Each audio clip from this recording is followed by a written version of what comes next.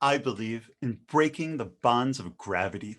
I'm talking about the accumulated clutter of unwelcome thoughts, feelings, and habits in our life and business that generates our own personal gravitational pull, holding each of us down in our own unique way. This video illustrates one of my favorite tools, the power of an outward mindset.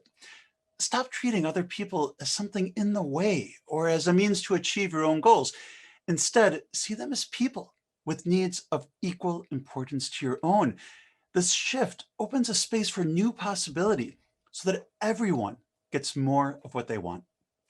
This 7-minute video clip from my Wednesday workshop series shows it in action as applied to being right versus being loving in our personal relationships. All right, now look at your lists and identify which relationship in your life is the most challenging at the moment. Look at your list, which relationship in your life is most challenging at the moment, and how could you better understand this person's needs, objectives, and challenges? How could you adjust your efforts to help them with what they want? And how could you assess the impact of your behavior on them? Let's do one together. Can I have a volunteer who would like to help illustrate how this all works in action, who would like some live coaching? We could do it with me if you want. Yeah, shoot. Adam, who's the most challenging relationship in your life right now? I guess my sister Jordan. Yeah, sister Jordan. And what's so challenging about it at this moment? Just that we argue too much. Mm-hmm. Why do you think you argue?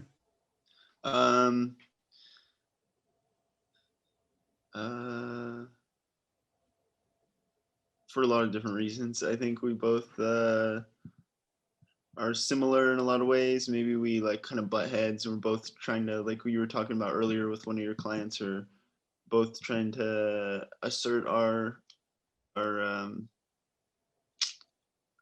intelligence or whatever it might be. Mm-hmm. Yeah. So why do you think that she fights with you, even though, again, maybe she doesn't care about the issue or it's not in her best interest? What's the need that she's trying to fill? What's her objective in doing this? I don't really know off the top of my head. Dig a little bit deeper. What are the sorts of things that trigger her that make her want to fight with you?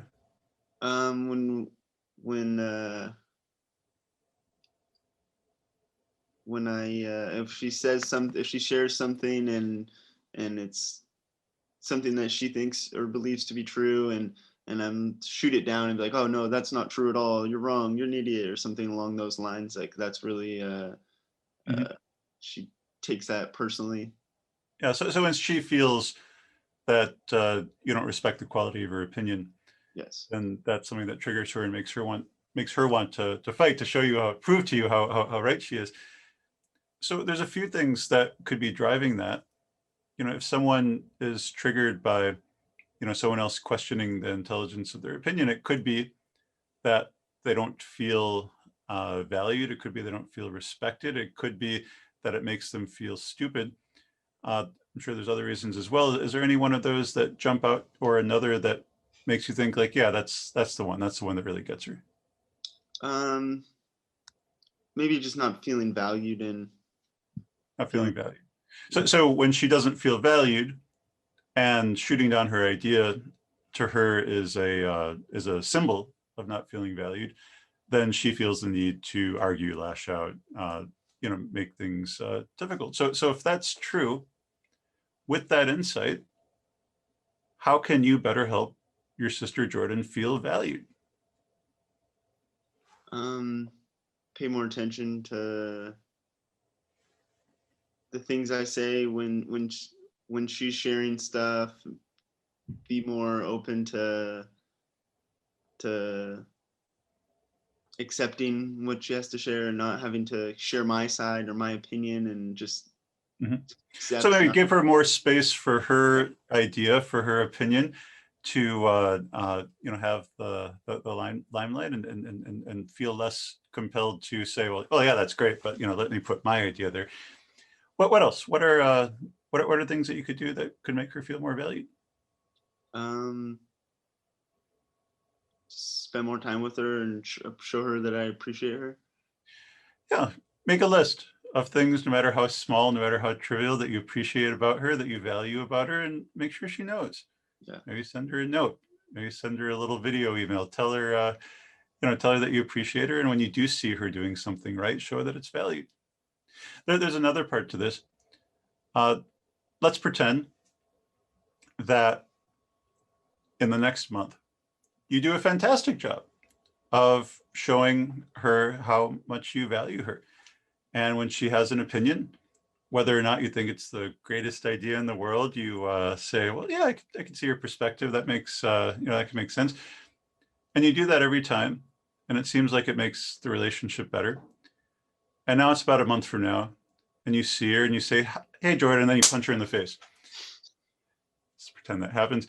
The next time you see her, what's going to happen when you attempt to show her that that you value her opinion? She's gonna punch me in the face. Maybe she'll punch you in the face. Certainly, she's going to feel guarded and like she has to protect herself. Yeah, no, certainly she's not going to be very pleased anymore. Yeah, I mean, she's had this experience to you, and I don't know your relationships with. I hope you never punched her in her face, literally, but figuratively. It sounds like she's been punched in the face a lot. And there's a fear, there's a learned response that when she's with you, she has to protect herself because she doesn't want to be hurt again. So these things, it might take a little bit of time for you to see a result. But if you start, it's possible she'll respond immediately. It might take a few weeks of consistently showing your value for her, showing her that you value her. It might take a few weeks before it shows up in her letting her guard down. And if there is a slip, if there is a breakdown in that relationship, then it needs to be repaired. You can't just pretend it didn't happen. It's like, what happens if every 10 times you see someone, 9 times they're great, but once they they try to hit you, it's you're going to constantly be on your guard. Was that useful for you? If it was, and you would like some help with this stuff, I run a free Facebook group called Mission Control Fellowship to help entrepreneurs gain clarity around who you are, where you want to go in your life and business, and how to get there. It's for lifelong learners looking to improve your life and business. Might be useful for you. Check it out in the link below, because to boldly go forward, a little help goes a long way.